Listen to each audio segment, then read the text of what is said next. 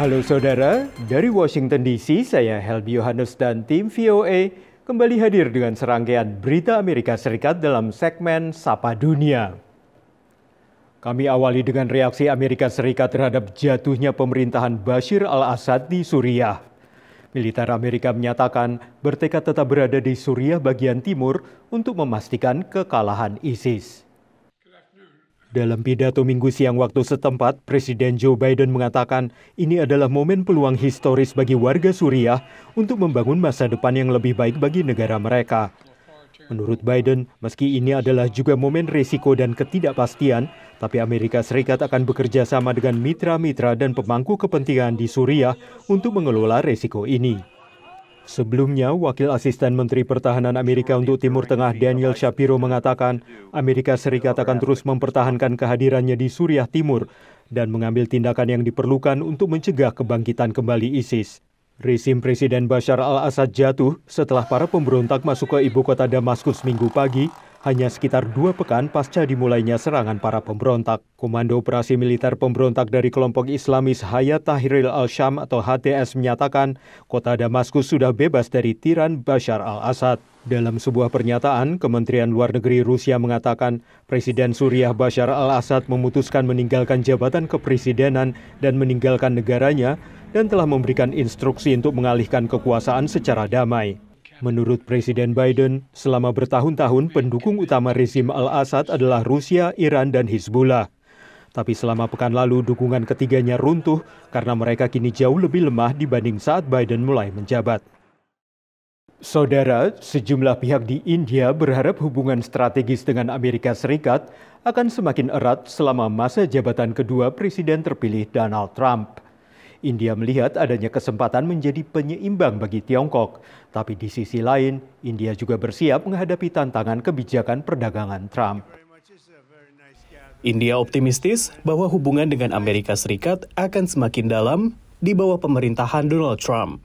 Trump mengambil sikap keras terhadap Tiongkok selama kampanye, dan India adalah penyeimbang penting bagi Beijing di Indo-Pasifik. In fact, it was under his first term that the China question really gained currency and the China debate moved to a very different level.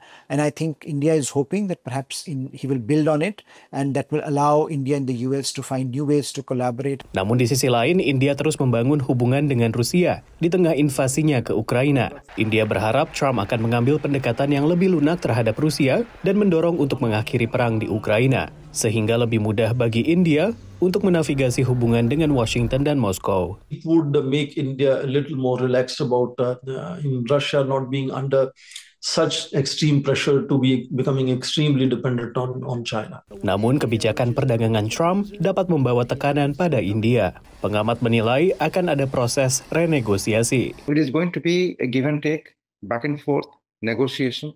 And then some compromises will be made. Selain itu, kepentingan India untuk mengembangkan manufaktur dalam negeri mungkin akan berbenturan dengan kebijakan yang sama di Amerika Serikat. India has been asking for, is pushing for a Make in India program that American defense companies should be investing in India and producing from India by setting shop here. So I think there will be some contestation between Make in India and Make America Great Again, or what Mr. Trump would, as he calls for greater manufacturing capacity to be developed in the US. Terlepas dari optimisme, India bersiap menghadapi tantangan tak terduga dari seorang pemimpin yang disebut tidak dapat diprediksi itu. Demikian laporan tim VOA. Beralih ke Asosiasi Pohon Natal Nasional Amerika yang memperkirakan sekitar 25 hingga 30 juta pohon cemara tebang dijual setiap tahun untuk pohon Natal. Tahun ini perkebunan pohon cemara di bagian timur laut Amerika menghadapi kekeringan. Meski menurut para pekebun, dampak kekeringan belum terlalu terasa mengingat banyak pohon yang dijual tahun ini telah ditanam beberapa tahun lalu. November dan Desember menjadi bulan-bulan tersibuk bagi pekebun pohon cemara yang dijual sebagai pohon Natal. Each year we cut about 15 to 20,000.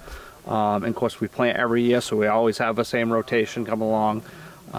And we replant every year 20 to 25,000. Tahun ini, kebakaran hutan dan kekeringan kembali melanda sebagian Amerika Serikat, menekan produksi pohon Natal. Di Massachusetts, Mike Smolak memutuskan tak menjual pohon dari kebunnya sendiri karena khawatir mengecewakan pembeli. I do not want to send something home with people that I know will start getting dry very fast. And nothing worse than a Christmas tree with the needles falling off. Kekeringan juga berdampak pada sebuah perkebunan milik keluarga di Pennsylvania.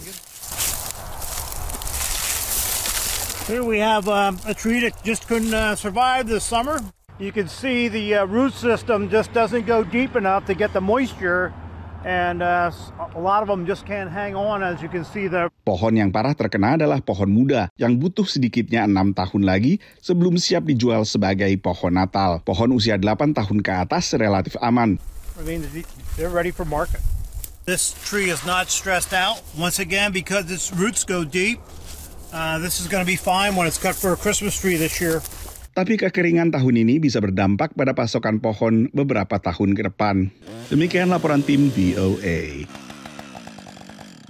Kini kita tengok pasangan suami istri Muhammad Arifin dan Suci Mulyani yang menjadi satu-satunya warga diaspora Indonesia yang memiliki 2 food truck yang menawarkan makanan Jepang di kota Williamsburg, negara bagian Kentucky. Keberanian Pak Sutri ini membuat wali kota di kota kecil berpenduduk 7.000 jiwa ini amat terkesan dan mendukung langkah bisnis pasangan ini. 3, 2, 1. Food truck Jara, Hibachi and Sushi ini berlokasi di samping pom bensin di Williamsburg, kota kecil di negara bagian Kentucky. Pemotongan pita dilakukan wali kota, sementara pemilik food truck ini pasangan suami istri asal Indonesia. Banyak dari bantuannya dari Pak Wali Kota, terutama dari tempat lokasi ini, terus sama penarikan truk. Pokoknya tempat-tempat yang kita meragukan, tapi alhamdulillah semuanya ditangani sama Pak Wali Kota semua. Rodi Harrison, Wali Kota Williamsburg yang berpenduduk 7.000 jiwa ini terkesan dengan keberanian Arifin dan istrinya membuka usaha di kotanya. How does anybody from Indonesia land in Williamsburg, Kentucky? I'm very proud of Rudy and Yanni that they have taken and come to Williamsburg and chosen Williamsburg to put their business. By the way, the food, delicious. They've brought some extra flavor, as you will, to our community. Sesuai dengan namanya, menu yang dijual di food truck ini makanan Jepang yang memang sudah dikenal oleh warga Amerika, termasuk warga kota ini. Different, it's really good. I like the rice. I just like everything. Food trucks in Williamsburg comes, and that is a really good addition. Memang rencana kita misalkan dapat gedung, memang kita mau menambahkan rendang sama sate, terutama itu. Ini adalah usaha food truck kedua yang dimiliki Pak Sutri ini. Selain itu, mereka bermitra dengan warga Indonesia, mendirikan restoran Hibachi Express di kota Middlesbrough, Kentucky. Dari Williamsburg, Kentucky, Supriyono, VOA. Saudara, kami akan kembali dengan Sapa Dunia Senin depan. Terima kasih atas perhatian Anda. Dari Washington DC, saya Helby Yohanes dan tim VOA.